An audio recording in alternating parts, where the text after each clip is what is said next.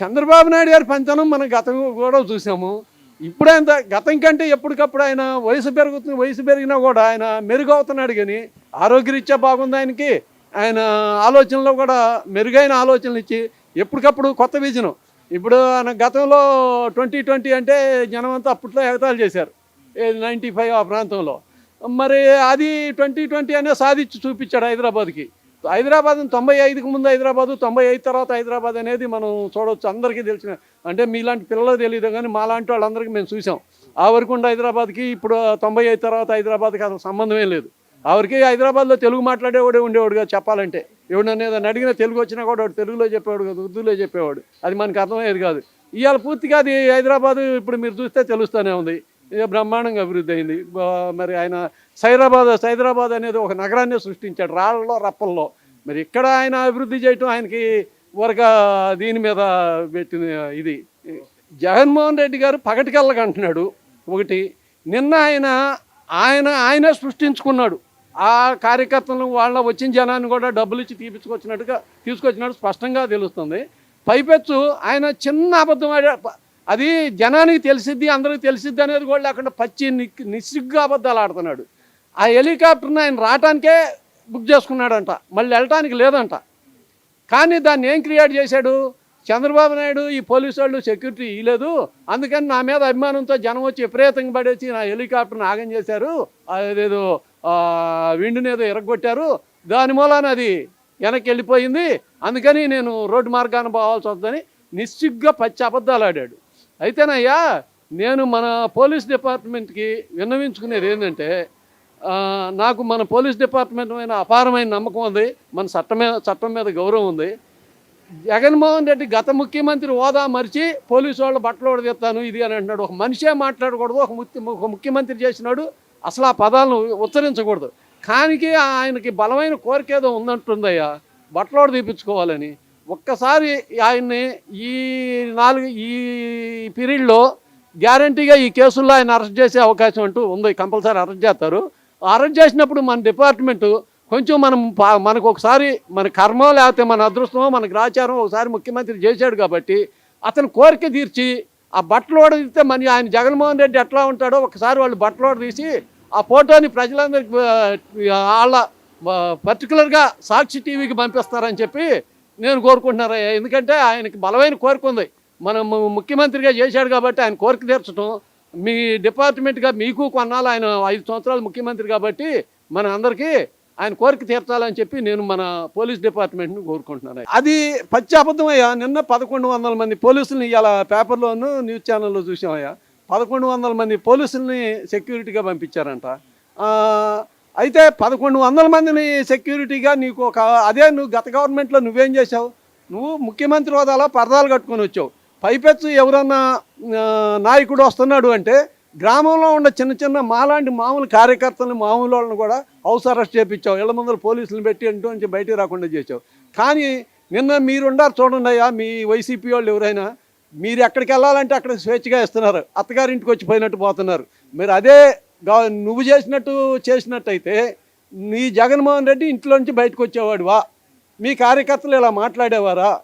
కానీ చట్టం తన పంచం చేసుకుని పోద్ది అని చెప్పి అని ఊరుకుంటున్నారు. కానీ ప్రజలు కూడా క్షమిస్తున్నారు. కానీ మీరు కనుక ఇదే ప్రవర్తనగా ఉంటే ఈ 11 సీట్లు కాదు కింద జనం మిమ్మల్ని వైసీపీ అంటే రాళ్ళు తెచ్చుకునే పరిస్థితి తెచ్చుకోకండి. అసహ్యం వేస్తుంది మీరు మాటలు, జగన్మోహన్ రెడ్డి గారి ప్రవర్తన, వాళ్ళ పార్టీ కార్యకర్తలు చేసే అడావుడి ఇంకా చేస్తున్నారంటే ఇంక అసలు వాళ్ళకి మనుషులనాలో ఏమనాలో కూడా అసలు అర్థం కావట్లా.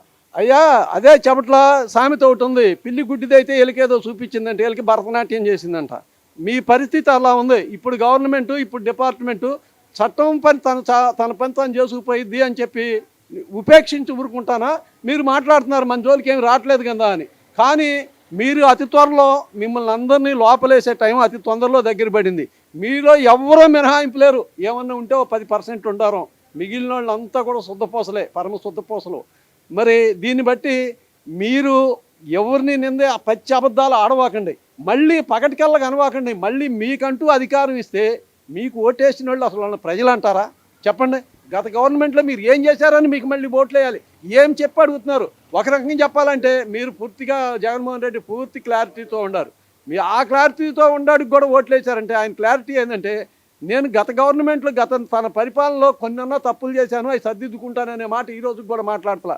నేను గత 5 సంవత్సరాలు బ్రహ్మాండంగా పరిపాలించాను, ప్రజలే నన్ను అర్థం చేసుకోలేదు అని చెప్పి ప్రజలనే మూర్ఖులుగా ఆయన భావిస్తున్నాడు. కాబట్టి ఆయన బాగా క్లారిటీతో ఉన్నాడయ్యా. నీ పరిపాలన మెచ్చి మళ్ళీ ఓట్లు వేశారు అంటే మరి ఇది ఆంధ్ర రాష్ట్రం కాదు, ఇది వాళ్ళు నీకు ఓట్లు వేసిన వాళ్ళు ప్రజలు కాదని చెప్పి నేను చెప్తాను. ఎందుకంటే నువ్వేం చేసావని చెప్తాను, గతగా చెప్పకు. నేను ఇది మంచి పని, ఈ మంచి పని చేశాను అని చెప్పావు. ఏంది మా ఆస్తుల మీద మా పాస్బుక్ల మీద నీ ఫోటో వేసుకోవటమా, మా బౌండరీ రాళ్ళ మీద నీ ఫోటో వేసుకోవటమా, మా ఇంటి మీద నీ స్టిక్కర్ వేయటమా, మా బళ్ళ మీద నీ స్టిక్కర్ వేసుకోవటమా? ఇది ఏ సంస్కృతి దారి తీసిది? ఎవరన్నా ఇంతకుముందు ముఖ్యమంత్రులు ఎవరన్నా ఆ పని చేశారా? మరి నువ్వు చేసింది ఇప్పుడు కూడా నీ తప్పని ఒప్పుకోవట్లేదు అంటే ఇక మా ఆస్తులు కూడా రేపు నీయని అంటావు అంతే కింద. మరి అంత దౌర్జన్యం చేసేవాడికి నీకు మళ్ళీ ఓట్లు వేయాలంటే మరి మేము ప్రజలమా లేకపోతే గాడిదలం అయితే నీకు మళ్ళీ ఓట్లు వేయాలి. అంతేగాని ప్రజలైతే ఎవరికి ఓట్లు వేయరు, నీకు మాత్రం ఓట్లు వేయరు. నువ్వైనా 12 సంవత్సరాల నుంచి బెయిల్ మీద తిరుగుతున్నావు అంటే సామాన్యమైన మోడీ గాడిదన్నో అమిత్ షా గారి సామాన్యమైన కన్నుందా నీ మీద? నిన్ను వాళ్ళు బయటేసి తిప్పుతున్నారు. ఇది ఎప్పటికీ ఇది పనికొచ్చేది కాదు. నువ్వు బయట ఉండేవాడివి కాదు. నీకు ఎప్పుడో రాజమండ్రి జైలు, బళ్ళారి జైలు నీకోసం ఎదురు చూస్తుంది. జగన్మోహన్ రెడ్డి ఇప్పటికైనా మాట్లాడుతూ సక్రంగా మాట్లాడుతూ నేర్చుకో. అంతేగాని నువ్వు ఆయాల 3 రాజ్యాలు శిబిరం పెట్టావు, ఇవాళ పెట్టురా దమ్ము ధైర్యం ఉంటే ఇవాళ పెట్టి చంద్రబాబు నాయుడు మీద పోరాడు, తెలుగుదేశం పార్టీ మీద పోరాడు. మాకు 3 రాజ్యాలు కావాలని నువ్వేదో ఒక రాజ్యాన్ని పెడుతున్నావు అని అడగండి. ఇలా ఆయాల మమ్మల్ని జైల్లో వేసి మమ్మల్ని బేడీలు వేసి చేయడం కాదు. ఇవాళ చేయండి, మీరు 3 రాజ్యాలు చేసి 3 రాజ్యాలు శిబిరాలు పెట్టి చంద్రబాబు నాయుడు మీద పోరాడండి. అది మీ మగతనం ఏందో తెలిసిద్ది. మా ఇంటికి బేకలేడు, సింహం వస్తుంది, పులి వస్తుంది, ఏంది వచ్చేది బూతులు వస్తున్నాయి నా నోటికి మీరు మాట్లాడే మాటలకి. ఇంకా వాళ్ళు చెప్పేది ఇక్కడ చంద్రబాబు ఉంటేనే అక్కడ కేంద్ర గవర్నమెంట్ నిలిచిద్ది అనేది వాడికి ఉత్తపడుతున్నాయి నరేంద్ర మోడీ అనేవాడికి. అందుకనే చంద్రబాబు మడుగులు వస్తాడు వాడు, ఆ మోడీ గాడు కానీ అమిత్ షా గాడు కానీ. ఇవన్నీ ఎవడు తెలియదు కాదు, ఇవన్నీ ఈ రహస్యాలే అందరికీ తెలుసు. తెలిసింది కాబట్టి ఇప్పుడు ఆడికి కూడా దగ్గర పడ్డాయి. జగన్మోహన్ రెడ్డి కూడా ఇక రేపు ఈ లిక్కర్ స్కామ్లో వాడిని ఎడిదిరిగి వేసేస్తారు. 2వ ముద్దాయిగానో 3వ ముద్దాయిగానో. అది విడుదల రజనీ మూలాన వాడు కూడా లోపల పోవాల్సిందే. విడుదల రజనీ కేసులో కూడా వాడు ఉన్నాడు. మరి రేపు విడుదల రజనీ నువ్వు చెప్పవేమమ్మా? మరి రజనీ కూడా అరెస్ట్ అవుతుంటారా? విడుదల ఖచ్చితంగా రజనీ కూడా అరెస్ట్ అయింది. అరెస్ట్ అవ్వకుండా ఎవడు ఉండడో నిదానంగా చట్టం, సిబిఐ వాళ్ళు కానీ సిట్ వాళ్ళు కానీ వాళ్ళందరూ ఎంక్వైరీ చేసి అంతా కేసులు రాసిన తర్వాత వెళ్ళిపోతారు. ఎవడైనా జైలుకి వెళ్ళాలి. నేనేమన్నా గొప్ప, నువ్వేమన్నా దెబ్బ చేయలేదని చెప్తున్నా. అందరూ అంతే చెబుతారయ్యా. నేను ఏ తప్పు పిల్లి కళ్ళుకు పూసుకొని పాలు తాగుతాయి, నన్ను ఎవరు చూడలేదు అనకూడదంట. ఆ ఇంటి ఓనర్ చూస్తానే ఉంటుంది, తరిం కొట్టేటప్పుడుగా. మరి అది పరిస్థితి. అది ఎగిరే తన్నిదిగా అది చెప్పులు మోపించింది ఆఫీసర్లతోటి. అది ఒక అనకూడదు ఆడపిల్ల కాబట్టి. అది గురువారం బుధవారం వాళ్ళకంటే ఎక్కువ అనకూడదు ఆ అమ్మాయిని. నోరు తెరుస్తా రోజా, నిన్ను చూస్తే బూతులు వస్తున్నాయి. రోజా, నువ్వు ఆడపిల్లవి, ఎన్నోసార్లు చెప్పి ఆడపిల్ల మీద మాట్లాడకూడదని. నువ్వు ఇప్పుడు మరీ నీ ఇష్టానుసారం మాట్లాడుతున్నావు. నీకు మొగుడు ఎవరో తెలీదు, తల్లి ఎవరో తెలీదు, తండ్రి ఎవరో తెలీదు, కొడుకు ఎవరో తెలీదు, కూతురు ఎవరో తెలీదు. నీకు అట్ట మాట్లాడుతున్నావు నువ్వు. రోజా కొద్దిగా ఒళ్ళు దగ్గర పెట్టుకొని మాట్లాడమ్మా. నీకు దగ్గర వాళ్ళ పోలీసు వాళ్ళు నీకే పెడతారులే. నువ్వేం ఇబ్బంది పడబాకు, దిగులు పడబాకు. నువ్వు చంద్రబాబు నాయుడు కూడా నీ ఇష్టం వచ్చిన మాట్లాడుతున్నావు. లోకేష్ మరీ మాట్లాడుతున్నావు. నీకు దగ్గర పడ్డాయి రోజులు. నువ్వు ఆగు. చాలా మంది ఉన్నారా? ఎవడో చెబుతావు లిస్టులో. ఇంకా మొదట ఎవరు? నానిగాడు ఒకడు ఉన్నాడు. మరి విడుదల రజనీ ఒకటి ఉంది, రోజా ఒకటి ఉంది. మరి ఇంకా మరి కొడాల నానిగాడు అసలు మెయిన్ ముద్ద. వాడు బతికి దేవుడు చల్లగా చూసి వాడు బతికి రావాలి. బతికి వాడు గుడివేట రావాలి. వాడి పవర్ ఏందో అప్పుడు తెలిసింది. వాడి పవర్ ఏందో. వాడు కట్రాయి మీద ఊరేగటమో, లేదా మేము గుడ్డలో తీసుకొని మేము ఊరేగటమో. వాడి బతికి రావాలి. దేవుడు చల్లగా చూడాలండి. అదే మేము కోరుకుంటున్నాం. ఏందయ్యా వాడిచ్చేది ఏంది అట్లేసి 2 అట్లే 3 అట్లేసి ఇదేమో పొయ్యా? 2 అట్లు 3 అట్లు వేయడానికి వాడావా? వాడు ఒట్టి ఆడింగోడు కాబట్టి ఆ మాటలు మాట్లాడుతున్నాడు. 2 అట్లు వేస్తాం 3 అట్లు వేస్తాం అని. మగవాడు ఎప్పుడు మాట్లాడు. చంద్రబాబు అంటున్నాడు ఏమన్నా అట్లు వేస్తాం బొట్లు వేస్తామని. ఏం కాదు. ఖచ్చితంగా సిబిఐ ఎంక్వైరీలో ఏమొస్తాయో దాన్ని బట్టి కేసులు పెట్టి మొత్తం లోపల పోతారు. ఇంకా బావాల్సిన వాళ్ళు ఉన్నారు. తమిళ సీతారాంగడు ఒకటి బావాలా స్పీకరు. మరి అది ఏంది వాడు పాడే చేసి ఒక పార్టీని వెనకేసుకోవాలి. స్పీకర్ అంటే ఏంది? ఒక జడ్జి లాంటి వాడు. కోర్టుకు జడ్జి అంతా, అసెంబ్లీకి స్పీకర్ అంతా. వాడు పార్టీని వెనకేసుకొచ్చి మాట్లాడాడు. గెట్ అవుట్ అన్నాడు చంద్రబాబు నాయుడిని. వాడంతా వాడు బతికెంత. ఇప్పుడు మేనల్లుడు తంతే చెరువులో పడ్డాడు పోయి. మేనల్లుడే తన్నాడు. ఒక తను తంతే ఫుట్బాల్ వేసినట్టు లేచిపోయి చెరువులో పడ్డాడు. ఆ ఊరు చెరువులో. వాడికి బరిగొడకి ఇండస్ట్రీ చేయడం చేత కాదు. ఏ మెడిసిన్ వేయాలో చేత కాదు. ఏ మెడిసిన్ ఎన్ని కోర్సులు వేయాలో చేత కాదు వాడికి. వాడి గురించి మాట్లాడే పిల్ల బచ్చగాడి గురించి ఈ రోజు రాజకీయం ఎట్టుందంటే అదే ఆడు ఉండట్టే ఉంది, అప్పలనాయుడు గారు ఉండట్టే ఉంది. ఎట్టుందంటే డబ్బు ఉండాడే రాజకీయం చేస్తున్నాడు. ఆ నాయకులు కూడా పెద్ద నాయకులు కూడా డబ్బు, ఇప్పుడు మా కాంగ్రెస్ పార్టీ ఉంది, డబ్బు లేని వాళ్ళు మా దాంట్లో ఉండాలి. డబ్బు ఉండాడు ఎవడన్నా ఉన్నాడే చూడు, మా దాంట్లో లేరు. ఆ టీడీపీ అయినా కాంగ్రెస్ అయినా ఏ రాజకీయ నాయకులైనా అంతేనో. డబ్బు ఉన్నాడు ఎవడు, కాంగ్రెస్ పార్టీలో డబ్బు ఉన్నాడు ఎవడన్నా, అందరు పోయారు. ఇక చిదంబరం బొదంబరం ఎవరు 4 ఉన్నారు. అంతే తప్ప న్యాయం, ధర్మం, ప్రజా పరిపాలన, మనం ప్రజల ఓట్లు ఎత్తే గెలిచాము, ఈ ప్రజలకు పరిపాలన చేయాలనే ఆలోచన ఒక్కడికుందా? గెలిచిన కాడి నుంచి నేను ఎమ్మెల్యేనయ్యా, నేను రుస్తో, నాకు ఎదురేవుడు, నా ఇంటికి మీకెదురుడు అనే మాటలు భాష తప్పితే సరైన భాష మాట్లాడి ప్రజలకు సేవ చేసే నాయకుడు ఒక అసెంబ్లీలో కావచ్చు, పార్లమెంట్లో కావచ్చు, పెద్దల సభలో కావచ్చు, ఇక్కడ ఈ మండలంలో కావచ్చు, ఎవడైనా సరే ఒక్కడు ఉన్నాడో నాకు చెప్పు. 100కి ఒక 5-6 ఉన్నారు. ఏది మా శ్రావణ్ కుమార్ లాంటి వాడో, ఏది సంపాదించకుండా ఏమి చేయకుండా మా తెనాలి శ్రావణ్ కుమార్ అక్కడ ఉన్నాడు, రూపాయి ఎరగడగా. అట్నే మా నియోజకవర్గంలో పోయినసారి పుష్పరాజు ఉన్నాడు. ఆయన ఎక్కడానికి కారు లేదు, ఉండటానికి ఇల్లు లేదు. ఎవరికి? పుష్పరాజుకి. జగన్ గారికి ఏం తెలుసు అసలు? జగన్ గారి దగ్గర పేరు నా దగ్గర ఎత్తబాకండి. వాడు ఒక వేస్టోడు. ఇప్పుడు రోడ్డు జొన్నలు పోసాము, పోసిన తర్వాత రోకలు ఎంతసేపు అవసరం, జొన్నలు మెదిగిందాక తర్వాత ఏం చేస్తుందని తీసి అట్లాంటి వాడు వీడు జగన్మోహన్ రెడ్డి, ఆ రోకలు లాంటి వాడు. అంటే గతంలో చూశారు కదా జగన్ పరిపాలనలో పథకాల విషయంలో ఎలా ఉంది? పథకాల విషయంలో అయితే బాగానే ఉందండి, కాకపోతే ప్రజలు పట్టించుకోవడంలో కొద్దిగా తేడా చేశారు. పవన్ కళ్యాణ్ ఆంధ్రప్రదేశ్ డిప్యూటీ సీఎం అయినప్పుడు మీ ఫీలింగ్ అనేది ఏంటి? చాలా తట్టుకోలేదంత ఆనందం అండి. ఆ ఆనందం అయితే మనం మామూలుగా లేదండి. కాకపోతే ఆయన సీఎం అవుతారు అనుకున్నాం, మరి నెక్స్ట్ టైం అన్నా అవుతారు కదండి. ప్రస్తుతానికి డిప్యూటీ సీఎం అయితే చాలండి, పర్వాలేదు. స్థానాలు కూడా గెలిచారు, అప్పుడు చాలా ఆనందం. లేదంటే అసలు 0 పాలిటిక్స్ చేసి ఎవరు అన్నారండి. ఆయన ఆల్రెడీ 21 సీట్ల స్థానాల్లో 21 దాంట్లో గెలిచి 100% అయ్యారండి. అంటే అసెంబ్లీ గేట్ దాకదు అది ఇది అని చెప్పేసి అన్నారు కదా అప్పుడు. ఆ గేట్ దాటినా కూడా ఆడటోళ్ళు చాలా మంది అంటారండి, మాటలకి చేతులకి చాలా తేడా. పవన్ కళ్యాణ్ గారు చేతులతో చేసి చూపించారండి. వీళ్ళైతే మాటలు చెప్పుకోవడం. ఆయన ఏంటంటే అన్ని డైరెక్ట్గా ఎవరినైనా ఎదిరించి చేసి పోరాడి అన్ని సాధించి ఈ స్థాయికి వచ్చారండి పవన్ కళ్యాణ్ గారు. ముందు రోజుల్లో పవన్ కళ్యాణ్ గారిని ఎలా చూడాలనుకుంటున్నారు? సీఎం కింద చూడాలనుకుంటున్నాను సార్. అవుతారంటారా? అవుతారండి, డెఫినెట్గా. మీరే సీఎం అంటున్నారు, జగన్మోహన్ రెడ్డి ఏమో కార్పొరేటివ్ ఎక్కువ, ఎమ్మెల్యే తక్కువ, జీవితం ఒకేసారి అయ్యాడు అంటున్నాడు. సార్ ఎవరైనా పోస్ట్ మీద ఒకసారి ఎక్కుతారండి, అక్కడి నుంచి వెనక్కి చూసుకోకలేదండి. నెక్స్ట్ అలా ఆ మెట్లు అలా ఎక్కుతూనే ఉండొచ్చు. 100%లో 100 మెట్లు కూడా ఆయన ఎక్కుతాడండి. కోసాని అరెస్ట్ పోయి ఏమంటారు సార్? ఆయన అయితే చాలా, ఆయన అరెస్ట్ చేయడం కూడా చాలా వేస్ట్ అండి. మామూలుగా అయితే జనాలతో కొట్టించేయాలి అసలు. ఆయన మాటలు చాలా చిత్రంగా ఉందండి. అప్పుడు పవన్ కళ్యాణ్ గారిని అన్నారని కాదు కానండి, ప్రజల్లో కూడా అలా అనకూడదండి. ఆ బూత్ రేట్ని బాబు, ఒక పవన్ కళ్యాణ్ అమ్మాయి గారిని, కూతురిని, వాళ్ళ అమ్మగారిని చాలా మాట్లాడారండి. అలాంటి మేము ఎప్పుడు చూడలేదు. కూడా చాలా మంచిదండి. కాకపోతే ఏంటంటే ఈ రాజకీయ ఒత్తిడి వల్ల పోసన్ గారు కూడా అలా అన్నారండి. ఇవాళ నీకు అనుకూలంగా నీకు 1100 మంది పోలీస్ బందోబస్తు పెట్టానని చెబుతుంది హోమ్ మినిస్టర్. వాళ్ళ దానికి వచ్చి వాళ్ళ ప్రెస్ మీట్ పెట్టి ఆవిడ చెబుతుంది అది సెన్సిటివ్ ప్రాంతం, మేము 1100 మందిని పెడితే ఆవిడ ఇష్టం వచ్చినట్టు ఆయన మాట్లాడుతున్నాడు అంటే దాన్ని ఎంతవరకు చూడాలి మనం? కాబట్టి ఇవాళ జగన్మోహన్ రెడ్డి గారు ఇప్పుడు కాదండి, ఆయన అసలు ఓడిపోయిన దగ్గర నుంచి బట్టలు తీస్తా అంతా పోలీసులు అంటే ఇవాళ ఎవడికో కాలి ఇవాళ ఒక ఎస్ఐ వచ్చి అసలు పబ్లిక్ గానే ఆయన చెప్తున్నాడు వచ్చి, ఇదిగో ఇలాంటి మాటలు మాట్లాడితే ఊరుకోము, నీకు ఎంత వరకు మేము సపోర్ట్ చేసాము, నువ్వు ప్రతిపక్ష నేతగా ఉన్నప్పుడు నీ పాదయాత్రలో ఎంతమంది పోలీసులు నీకు సహకరించారు, ఆ రోజు అనలేదే నువ్వు బట్టలు తీస్తా అంతా మిమ్మల్ని అని చెప్పి ఎందుకు అనలా నువ్వు? ఇవాళ నీకు ప్రతిపక్ష నేతగా నీకు అంత సెక్యూరిటీ ఇచ్చినా కూడా నువ్వు వచ్చి కూడా ఇంకా అల్లర్లు సృష్టించి కొట్టుకోండి అనే లెక్కలో చేస్తున్నాడు. మర్చిపోయారేమోనండి ఆయనకి Z+ కేటగిరీ ఇవ్వటం. ఇప్పుడు ఈయనకి ఇచ్చారు కదా జగన్మోహన్ రెడ్డి, చంద్రబాబు గారికి, ఆయనకంటే ఎప్పటి నుంచో కేంద్రం ఇచ్చింది అది. ఇవాళ ఈయనకు కూడా అలాంటిది ఇవ్వాలని మధ్యలో పోరాడారు. గుర్తుందో లేదా, ఆయన సీఎంగా ఉన్నప్పుడు నాకు కూడా అలాంటి సెక్యూరిటీ కావాలని చెప్పేసి ఒకటే గోల్ చేశాడు. కానీ అంత సెక్యూరిటీ నీకు ఎవరు, అదే కొద్ది మందికే ఇక్కడ ఇచ్చేది, అది పైనుంచి వచ్చేదే వాళ్ళ భద్రత దృష్ట్యా అని చెప్పేసి చెప్పారు కాబట్టి ఊరుకున్నాడు. ఈయనకి ఏ రకంగా సెక్యూరిటీ 1100 మంది పోలీసులు లేరా? నువ్వు ఎక్కడికి వస్తే 4,000 మంది పోలీసులు ఉండాలి. ఎక్కడ ఈ సెక్రటేరియట్కి వచ్చినా, నువ్వు అసెంబ్లీకి వచ్చినా, వాళ్ళు పెట్టే లెక్క వాళ్ళు పెట్టినా నీకు ఇంకా ఎక్స్ట్రా పోలీసులు తెచ్చుకొని పెట్టుకునేవాడివి.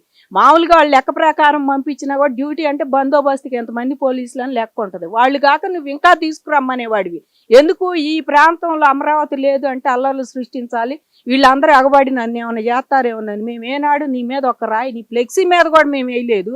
అలాంటిది నీకు భయం దేనికి? ఎక్కడికి వెళ్ళినా నిన్నెవరు ఏం అంటలేదు కదా.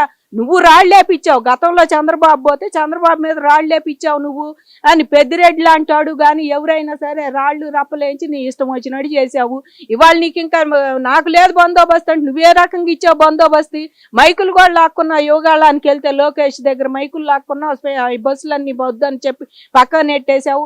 నీ ఇష్టం వచ్చినట్టు నువ్వు చేసావు. నీ పాదయాత్ర ఎట జరిగిందో మర్చిపోయి ఇవాళ పాదయాత్రలు అడ్డుకోవటానికి, రైతుల పాదయాత్రలు అడ్డుకోవటానికి నువ్వేం చేసినా సరే నాకు ఒక ఉండాలి, నా బ్రాండ్ జగన్మోహన్ రెడ్డిది అనేది చేసావు. కానీ నీకు బాగానే బందోబస్తు. అసలు నీకు ఎందుకయ్యా చెప్పు? నీకు భయం ఎందుకు? నువ్వు ప్రజానాయకుడివి, నీకు 40% ఓట్లు ఉండయి, నీకు భయం దేనికి? చక్కగా నీకు అసలు నిన్నే జనం కోరుకొని ఇప్పుడు చదువుతున్నారు, అందరు టచ్లో ఉండారు, కళ్ళు మూసుకొని కళ్ళు తెరవని మళ్ళీ మనమే వస్తామని. మరి నువ్వు వచ్చేకాడికి నీకు ఇంకా బందోబస్తు ఎందుకు? నీ ప్రజల నాయకుడివి, నువ్వు మంచి నాయకుడివి, నీవంటే అసలు జనం ఎంతో ఇప్పుడు తెలుగుదేశాన్ని తిడుతున్నారు. నువ్వు వస్తే నీకు నేరాజనాలు పడతారు, నీకు భయం దేనికి? కాబట్టి జగన్మోహన్ రెడ్డి ఒక దాన్ని ఏమంటారు, మైండ్ ఆయనకి మెంటల్ అని చెప్పి అందరికీ చెప్పుకుంటున్నారు. అది నిజమో కాదో కానీ పాపం రఘురామకృష్ణరాజు గారిని అట్టన్నందుకే ఆయన బాగా చేశాడు. ఆయన చేసినందుకు నువ్వు పోలీసు బట్టలు ఇవాళ ఇప్పుకొని కూర్చున్నాడు ఆ పోలీసు. ఇవాళ ఆయన ఎంతైతే టార్చర్ పెట్టారో అయిన దానికి కాని దానికి లేకుండా, అందుకని ఆయన వాళ్ళ బట్టలు కూడా తీసి యూనిఫామ్ తీసుకొని ఇంట్లో కూర్చున్నారు. నువ్వు చెప్పమ చేస్తేనే వాళ్ళు వీడియోలతో చూపించారని ఆయనే చూస్తున్నాడు. నన్ను కొట్టి వీడియో కాల్ చూపిస్తున్నారండి. వాళ్ళకంటే ఎవరు చూపించారు ఆ వీడియో కాల్? ఎవరు చేయమంటే వాళ్ళు చేశారు. ఇవన్నీ కూడా ముందు ముందు వస్తాయి. ఆయన కేసులు పెట్టాడు, రెడీగా ఉంది. నీ పాపం పండుతుందని నువ్వు ప్రెస్టేషన్లో ఉండి నీ మీద ఏ రకంగా జనం ఎంత ఇదిగా ఉండారో, మంత్రులు కానీ ఎవరైనా సరే నీ హయాంలో నువ్వు ఎంత చేసావో అందరికీ తెలుసు. కాబట్టి జగన్మోహన్ రెడ్డి ప్రెస్టేషన్లో మాట్లాడుతున్నాడు. ఇవన్నీ మళ్ళీ రాయలసీమ ఇట్లా కామ్గా ఉండటానికి వీల్లేదు. మళ్ళీ రాయలసీమలో కొట్టుకోవాలి. ఈ తెలుగుదేశం హయాంలో ఫ్యాక్షనిస్టులు మళ్ళీ చెలరేగారని చెప్పి నువ్వే అనాలి, నువ్వే రెచ్చగొట్టాలి, అన్నీ నువ్వే చెయ్యాలి. చెయ్యి, ఎంతవరకు చేస్తావో చెయ్యి. వాళ్ళకి కావాల్సింది అభివృద్ధి. కామెంట్ చేయడం అనేది నోరున్న ప్రతి ఓడు కామెంట్ చేస్తాడు, కానీ మాట్లాడే మాటకు విలువ ఉండాలి. ఈరోజు అంతమంది కామెంట్ చేసినా కానీ పవన్ కళ్యాణ్ అనే వ్యక్తి ఈరోజు నిలబడి 100 మంది అటువైపు నుండి మాట్లాడినా కానీ తినొక్కడే తన గెలుపుతో సమాధానం చెప్పాడు. ఇంక అంతకు మించి నీకు నిదర్శనం అవసరం. మాట్లాడే కుక్కలు ఎన్నైనా మాట్లాడుతాయి. ఓపెన్గా చెప్పాలంటే ఒకడు ప్యాకేజ్ అన్నాడు, ఒకడు పెళ్ళిళ్ళు అన్నాడు, ఒకటి ఇంకోటి అన్నాడు.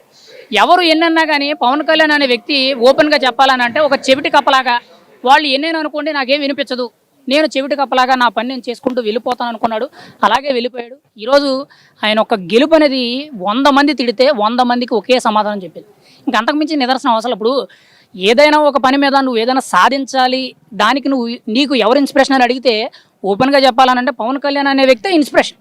ఎందుకనంటే 15 ఏళ్ల రాజకీయ జీవితంలో 10 ఏళ్ళు ఎవరు ఎదుర్కోలేనన్ని దరిద్రాలు కానీ, తిట్లు కానీ, ఎన్ని విధాలుగా చూసుకున్నా కానీ ఆయన పడ్డ అవమానాలు అనేవి ఎవరికీ లేవు. ఈవెన్ రాష్ట్రంలో వేరే నాయకుడు ఉంటే కూడా మీరు చూపించవచ్చు. మరి అంత స్ట్రగుల్స్ ఫేస్ చేసి ఫైనాన్షియల్ ఇబ్బందులు కూడా ఒకనొక స్టేజ్లో కనీసం పార్టీని నడపడానికి మీకు ఎగ్జాంపుల్గా చూసుకుంటే 2019 ఎన్నికల ముందు పవన్ కళ్యాణ్ గారికి కనీసం మీటింగ్కి అమౌంట్ కూడా లేదు. ఆయన చేసిన సినిమాలతో కొద్దిగా ఏవైతే డబ్బులు ఉంటాయో ఆ డబ్బులతోనే పార్టీ ఎన్నికల ప్రచారం అంతా కూడా. ఆ రోజు ఎన్నికల ప్రచార సభ ఎక్కడైతే ఉంటే అక్కడ ఫంక్షన్ హాల్ ఉంటే ఫంక్షన్ హాల్, చిన్న ఇల్లు ఉంటే చిన్న ఇల్లు, లేదంటే తెలిసిన వారి ఇల్లు ఉంటే అలాగా. ఏ రాజకీయ నాయకుడైనా సరే అంత కిందకి దిగి ఉంటాడండి. అది పవన్ కళ్యాణ్ యొక్క మెయిన్ వ్యక్తిత్వం అనేది. అంటే ఎంత కింద నుండి ఉండగలరు, ఎంత ఎత్తు ఎదగగలరు అనేది పవన్ కళ్యాణ్ చూసి నేర్చుకోవచ్చు. నా దృష్టిలో ఓపెన్గా చెప్పాలని అంటే ఎవరు మాట్లాడినా కానీ మనం పట్టించుకోకూడదు. అది మనకి ఖచ్చితంగా ఇన్స్పిరేషన్ అంటే పవన్ కళ్యాణ్. అంతకుమించి వేరే థాటే తీసుకోరాదు. మీరు అవినీతి చేస్తున్నారు, మీరు తప్పు చేస్తున్నారు, మీరు పరిపాలన కరెక్ట్గా చేయండి, పలానా వాళ్ళకి ఇది రావట్లేదు, మీరు కేవలం బటన్ నొక్కుతున్నారు తప్పితే ఆ బటన్ నొక్కిన దాంట్లో ఎంతమందికి ఎవరికి పడుతున్నాయి, అసలు మెయిన్గా రోడ్లు వేస్తున్నారా, మెయిన్గా విద్యా సదుపాయాలు కానీ, వైద్య సదుపాయాలే కానీ, లేదంటే మెయిన్గా మౌలిక సదుపాయాలు ఏవైతే ఉన్నాయో అవి కల్పించడం లేదని మాట్లాడారు. పవన్ కళ్యాణ్ ఎప్పుడు కూడా అవతల వ్యక్తిని అంటే వైఎస్ఆర్సీపీ వాళ్ళు ఎప్పుడు కూడా పర్సనల్గా టార్గెట్ చేసి మాట్లాడాలి. ఈయన ఇలా విమర్శిస్తున్నాడని చెప్పి సజ్జల రామకృష్ణారెడ్డో లేదా సజ్జల భార్గవ రెడ్డో లేదా విజయసాయి రెడ్డో వేరే వ్యక్తులు గతంలో ఈ వైఎస్ఆర్సీపీ పార్టీలు ఇప్పుడు మీరు ఎవరైతే చెప్పారో రోజా కానీ గుడివాడ అమర్నాథ్ పేరు నాని కోడాల నాని మెయిన్గా అనిల్ కుమార్ యాదవ్ కానీ వీళ్ళందరూ ఏంటంటే అక్కడి నుండి తాడేపల్లి నుంచి స్క్రిప్ట్ రావడం, వీళ్ళందరూ కూడా ఏదేదో మాట్లాడడం, పవన్ కళ్యాణ్ ఇలాంటోడు ప్యాకేజీ తీసుకున్నాడు, లేదంటే 3 పెళ్ళిళ్ళు చేసుకున్నాడు, 30 పెళ్ళిళ్ళు చేసుకున్నాడు, లేదంటే దత్తపుత్రుడు, ఇవే తప్పితే ఎక్కడా కూడా మెయిన్ గ్రౌండ్ లెవెల్లో వీళ్ళు ఎలా పని చేస్తున్నారు, మేము మా శాఖ ఇచ్చేసాం, మా శాఖలో మేము తీసుకొచ్చిన అభివృద్ధి ఇది, మా శాఖలో ఇలా కొత్త పని చేసాం, ఇన్ని కోట్లు శాంక్షన్ చేయించాం, ఆ పని ఇప్పుడు వరకు కూడా గత 70-80 ఏళ్ల నుంచి పూర్వపు చరిత్ర నుంచి కూడా చూసుకుంటే ఇప్పుడు వరకు అభివృద్ధి లేదు, అది మా వాళ్ళే జరిగిందని చెప్పి ఎక్కడైనా చెప్పారా?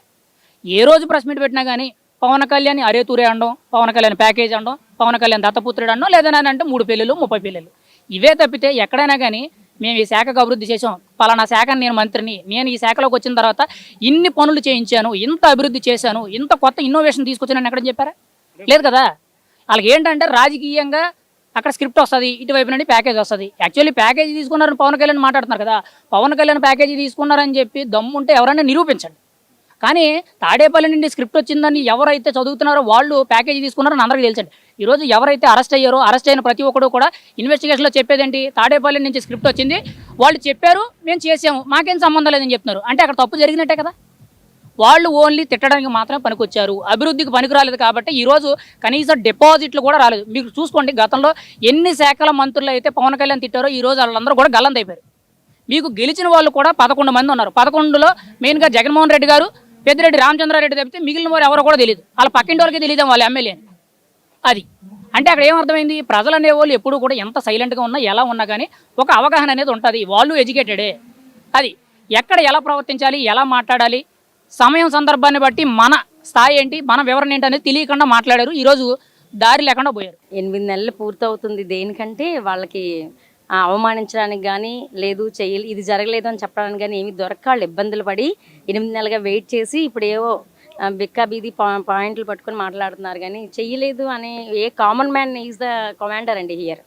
అవునా, కామన్ మ్యాన్ ఇక్కడ అంతా ఇది చేస్తాడు, రూల్ చేస్తాడు ఈ పాలిటిక్స్ అనేది. సో వాళ్ళని అడిగే తెలుసుకోవచ్చు కదా మనం. సో వాళ్ళే ఓపెన్గా చెప్తున్నారు ఆయన చేసిన సేవ ఏంటి, ఆయన ఏంటి చేసి పెట్టారు సమాజానికి. డీసీఎం అనే పదవికే వన్నె తెచ్చినటువంటి శ్రీ కొన్నిదెల పవన్ కళ్యాణ్ గారు 1 కాదు 6 శాఖల్ని తీసుకుని దాంట్లో తనదైన శక్తిని పుణికిపుచ్చుకొని ఏ వంతు సహాయం చేయాలన్నా సరే తన వంతుగా ఏది కూడా శ్రమ అనేది 0 పాయింట్ కూడా ఎక్కడ మిగలకుండా ఎంత చేయాలో అంతకన్నా ఎక్కువే చేస్తున్నారు. ఆల్చేషన్ డాగ్ మాదిరి మరుగుతూనే ఉన్నారు. రోజారెడ్డి గారు అసలు ఇప్పుడు కూడా వస్తున్నప్పుడు అదే టాపిక్ మాట్లాడుకున్నాం. చింత చేసినా కూడా పులుపు చావలేదన్న మాదిరి ఏంటి నోటికి వస్తే అది మాట్లాడేది, అసలు ఏం మాట్లాడుతున్నారో అర్థం కాకుండా ఇప్పటికీ విమర్శలు ఎలా చేయాలనిపిస్తుందో అర్థం కావట్లేదండి. ఓకే, పేరు జ్యోతిరెడ్డి అండి. నేను గాజువాక నియోజకవర్గం నుంచి వచ్చాను. మా నియోజకవర్గంలో ఓడించారు అంటే మేము దురదృష్టవంతులం కాబట్టి ఆయన ఓడించాం. ఆయన కావాలి అనుకున్నప్పుడు మేము ఆయన గెలిపించలేకపోయాం. ఆయన వస్తారు అనుకున్నప్పుడు ఆయన రాలేదు. పిఠాపురానికి అదృష్టం దక్కిందండి. చాలా సంతోషంగా ఫీల్ అవుతున్నాం. ఎందుకంటే మేము దురదృష్టవంతులం. అందుకే పవన్ కళ్యాణ్ గారు మమ్మల్ని వదిలేశారు గాజువాక అనాథ పిల్లల్లాగా. ఆ విషయంలో రోజు బాధపడుతున్నాం. మేము 9 నెలలుగా ఎందుకు మనం గెలిపించుకోలేకపోయాం అనేసి ఎక్స్పెక్ట్ చేసాం ఆయనే వస్తారు గాజువాక అని. ఎందుకంటే ఎక్కడైతే ఓడిపోయినా అక్కడే గెలిచి చూపిస్తా అన్నారు. మరి అన్నయ్య ఎందుకో చివరి నిమిషంలో నిర్ణయం తీసుకున్నారు. గత ప్రభుత్వంలో డిప్యూటీ సీఎం అంటే ఎవరికీ తెలియదండి. ఇప్పుడే డిప్యూటీ సీఎం అన్న పేరుకి అన్నయ్య అయిన తర్వాత అందం వచ్చిందండి. డిప్యూటీ సీఎం అంటే పవన్ కళ్యాణ్ గారని మొత్తం ఏపీఏ కాకుండా మొత్తం భారతదేశం అంతా చూసేలా ఆయన శక్తి వంచన లేకుండా కృషి చేస్తున్నారండి. చాలా బాగుంది. పవన్ కళ్యాణ్ అంటే ఎందుకు మీకు అంత అభిమానం? మాటల్లో కనిపిస్తుంది అభిమానం అనేది. ఆయన సిద్ధాంతాలు నచ్చి మేము పార్టీలోకి వచ్చామండి. మా వార్డులో గత ప్రభుత్వంలో 4 సంవత్సరాల నుంచి నేను ఒక రోడ్డు వేయించలేకపోయాను. అక్కడ ఎంత దారుణమైన పరిస్థితులు అంటే అండి, దోసులతో నీళ్లు తీసుకుని వెళ్ళి బకెట్లో ముంచుకుని బయట పారవేయవలసిన పరిస్థితి. 4 సంవత్సరాల నుంచి పోరాడుతుంటే అక్కడ ఎంత నరకం అనిపించేమో ఒక వార్డు మెంబర్గా మాకు తెలుసు, అక్కడ కష్టాలు పడుతున్న ప్రజలకు తెలుసు. కానీ పవన్ కళ్యాణ్ గారు వచ్చిన వెంటనే మా వార్డులో 4 రోడ్లు అయినాయండి. అంతేకాదు మా ఊర్లో ఇప్పటికి పవన్ కళ్యాణ్ గారు వచ్చాక 11 రోడ్లు అయినాయండి. ప్రజలు చాలా హ్యాపీ ఫీల్ అవుతున్నారండి. పవన్ కళ్యాణ్ గారు వచ్చిన తర్వాత గ్రామ స్థాయిలో రోడ్ల నిర్మాణం అద్భుతంగా ఉందండి. దిశ చట్టాలు అన్నారు, ఎన్ని అత్యాచారాలు జరుగుతాయి, కానీ ప్రశ్నించి దానికి స్పందించే ప్రభుత్వం ఎక్కడుందండి? గత ప్రభుత్వంలో అసలు స్పందించారా? మిస్సింగ్ అయిన ఆడవాళ్ళని తీసుకొచ్చారా? ఆ మహిళలకి ఏం చేశారండి? 15,000 వేసారు అమ్మఒడి అంటున్నారు, 15,000 వేసాను కదా అంటున్నారు. భవిష్యత్ అంతా పాడైపోతుంది. ఆడపిల్లల డ్రెస్ కోడ్ కూడా చాలా దారుణంగా ఉంది సార్. ముఖ్యంగా స్కూల్లో పిల్లలే ఎక్కువ మిస్ అయిపోయారు. ఇంకా ఆడవాళ్ళకి రక్షణ ఏం తీసుకొచ్చారు సార్? వాళ్ళు చాలా హ్యాపీ ఉన్నారండి. ఇక ముందు ఇంకా హ్యాపీ ఉంటారండి. ఎందుకంటే నెక్స్ట్ ఈ 5 సంవత్సరాల్లో తెలుస్తుందండి. ఇప్పుడే కదా మొదలు పెట్టారు. ఇప్పుడే ఎలా ఉంది అంటే ఇంక ఈ 5 సంవత్సరాల్లో నిజంగా ప్రకృతి కూడా మార్పు వచ్చేలాగా పవన్ కళ్యాణ్ గారు అన్నీ చేస్తున్నారు. ముందు ముఖ్యంగా మీకు తెలియదే ఉందండి, నీరు పిఠాపురంలో వాటర్ గురించి ముఖ్యంగా ప్రాధాన్యత ఇచ్చారండి. నెక్స్ట్ పొల్యూషన్ తగ్గిస్తున్నారు, పారిశుధ్యం, ప్రజలకు ఆరోగ్యం ఏదైతే బాగుంటుందో అవే ముందు కార్యక్రమాలు చేస్తున్నారండి పవన్ కళ్యాణ్ గారు.